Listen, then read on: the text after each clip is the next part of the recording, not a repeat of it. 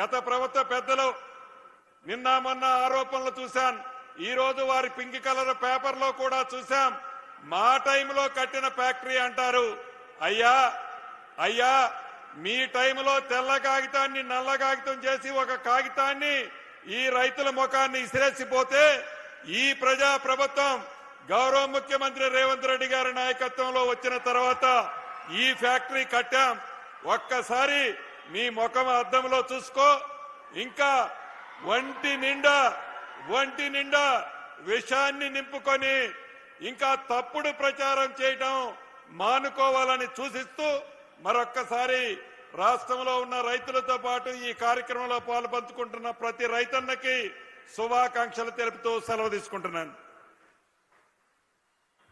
గౌరవనీయులు జిల్లా ఇన్ఛార్జి మంత్రి వర్యులు వివేక్ గారిని మాట్లాడవలసిందిగా కోరుతున్నాను.